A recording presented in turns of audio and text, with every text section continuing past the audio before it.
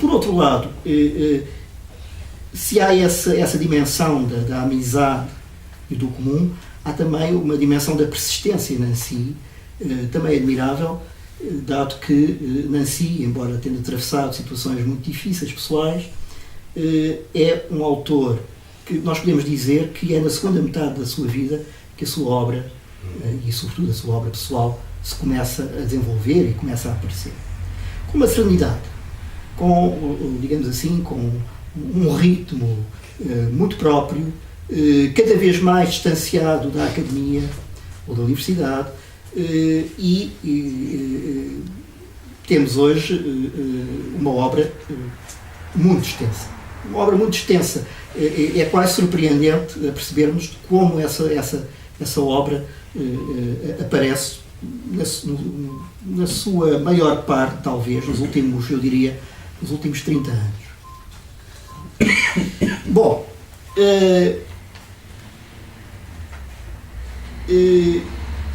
o comum e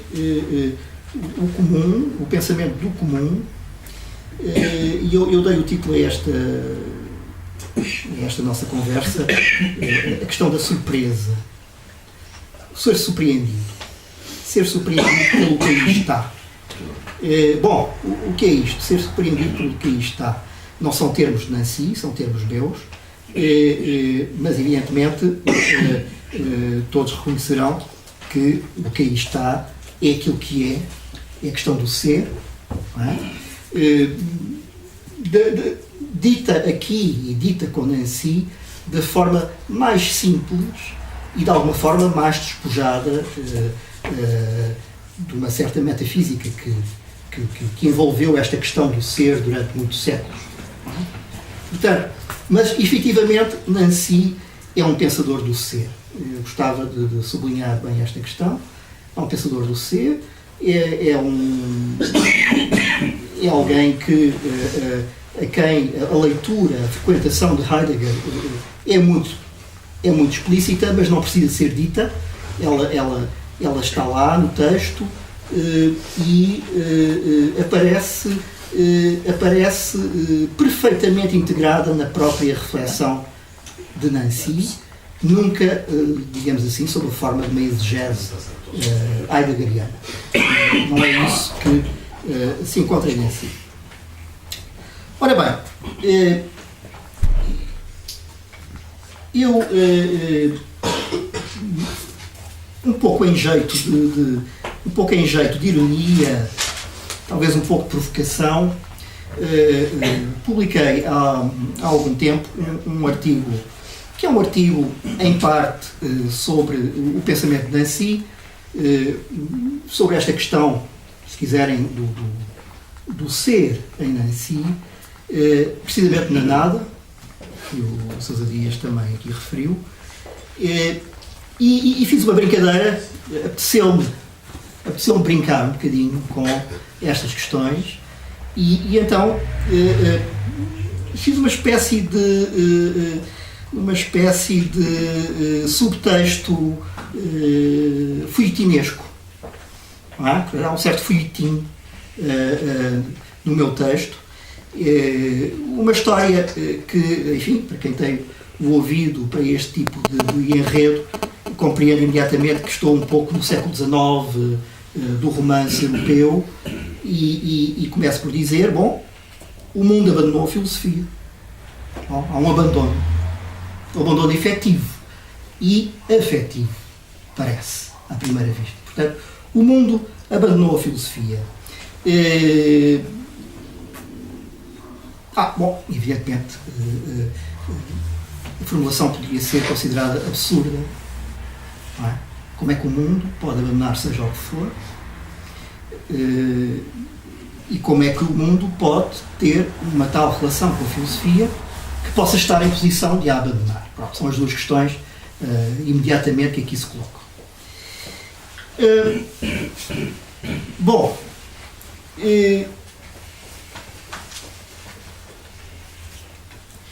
se imaginarmos a filosofia como uma heroína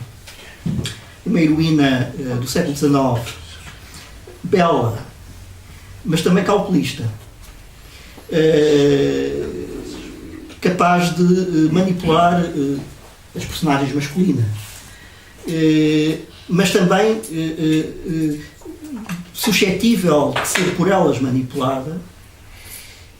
Bom, eu diria que temos aqui um pouco o quadro que eu tinha, ou não sei se tinha, mas neste momento estou a tê-lo na cabeça, este quadro, precisamente de uma heroína que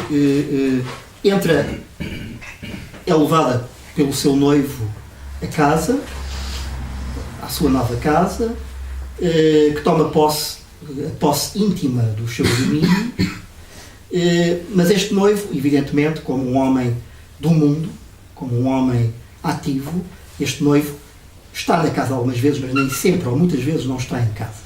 Bom, e como sabem, no romance do século XIX, o estar em casa ou não estar em casa é a distribuição fundamental das personagens, do que acontece às personagens, o que é que elas fazem umas em relação às outras, ou o que é que explicitamente ou implicitamente, etc.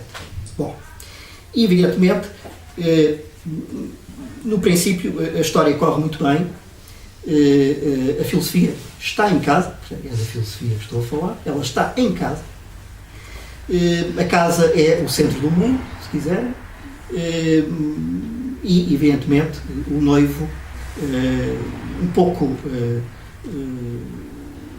faz um pouco o papel do espírito, não é? O noivo vai a casa, mas regressa sempre ao mundo e é sempre uma emanação, quer de uma dimensão, quer da outra. O que é que vai acontecer? O que é que vai acontecer com o tempo? Não é? Bom, vão acontecer coisas estranhas. De certa forma, vai haver um momento em que a filosofia não sabe do seu noivo, perde o rasto, não sabemos se é a guerra, muito provavelmente no período das guerras da primeira metade do século XX terá sido a guerra, mas depois das guerras a questão põe-se noutros termos. Eu diria, depois da Segunda Guerra Mundial, a questão põe-se nos termos: será que houve um noivo? Alguma vez houve um noivo da filosofia? Alguma vez houve um espírito que de alguma forma levasse o mundo à filosofia? Alguma vez houve essa interseção? Alguma vez houve esse mensageiro, esse portador de notícias do mundo? Bom, parece-me óbvio que depois da Segunda Guerra Mundial não temos qualquer certeza sobre essa situação. Portanto, sobre a posição da filosofia, a posição romanesca da filosofia diante do mundo. Bom, e, portanto, também não posso garantir que a posição da filosofia seja essa posição do abandono, da noiva abandonada, traída, enfim. O que é certo é que, progressivamente, a filosofia vai perdendo contacto com o mundo ou com qualquer sua emanação. Bom, e esta é a minha ideia, digamos assim, das circunstâncias, digamos, se quiserem, cénicas, em que Nancy escreve sobre filosofia e sobre o mundo.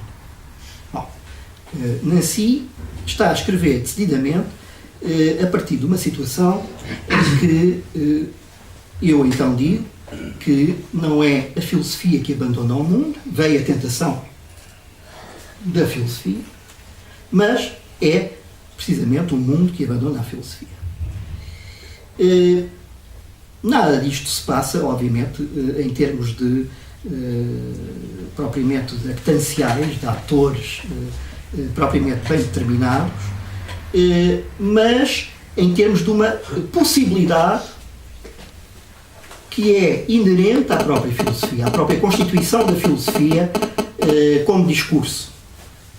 Ou seja, não é claro que a filosofia seja algo propriamente identificável a uma representação específica do mundo. Não há, claro, que a filosofia dependa de qualquer teoria constitutiva de uma ideia do mundo. E é muito aí, penso eu, que o pensamento de Nancy se desenvolve de uma forma muito original, muito serena também. Evidentemente nós conhecemos bem este movimento que nos vai afetando na modernidade, em que o pensamento do mundo vai sendo transformado em pensamento-mundo. Bom, pensamento do mundo, esta possibilidade de pensar o mundo a partir de uma posição filosófica é uma possibilidade pouco crível, pouco plausível hoje. Nós estamos diante, muito mais, se há a possibilidade do pensamento, essa possibilidade do pensamento é uma possibilidade que está no pensamento mundo. Não quer dizer exatamente o mundo como pensamento, mas uma construção que vai aparecendo e que eu designo como tal.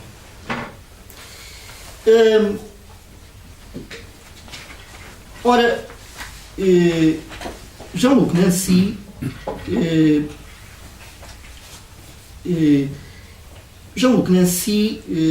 é o autor de um livro muito importante que se chama A Comunidade Inoperante. Podemos traduzir assim. A Comunidade Inoperante. Como é que...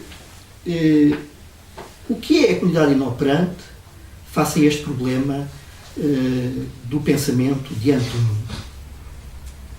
Bom, a comunidade inoperante é precisamente aquela que corresponde melhor a esta situação do pensamento diante de um mundo que já não pode ser entendido como seu objeto. E aqui eu entraria logo na questão também política que o pensamento de Nancy levanta. As nossas sociedades, para Nancy, são marcadas por um perigo que não é constituído pela inoperância dessas sociedades, dos seus mecanismos, dos seus processos, mas o perigo é precisamente a operatividade destas sociedades, a sua possibilidade de operarem, de serem ações formatadas, agilizadas, sistematizadas. Portanto, estamos diante deste perigo. Não o perigo da ineficácia, não o perigo da impossibilidade, mas precisamente o perigo da eficácia operativa da situação contemporânea. E é essa operatividade que destrói a política, a própria política e a comunidade.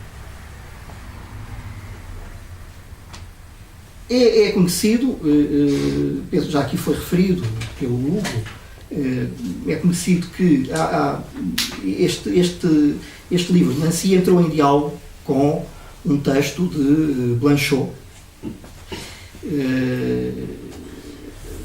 A Comunidade Inconfessável, e esse é um momento também do pensamento contemporâneo importantíssimo. Ora, o inconfessável blanchotiano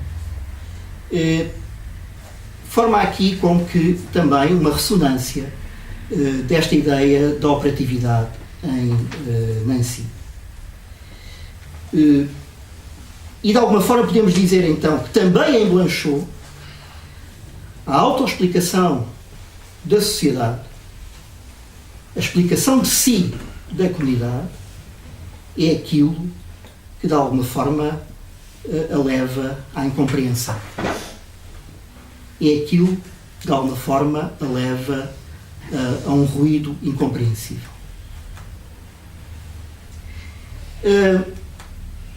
Sabemos que a sociedade operacional o que fazem a sociedade operacional e a sociedade que se explica. Para já, a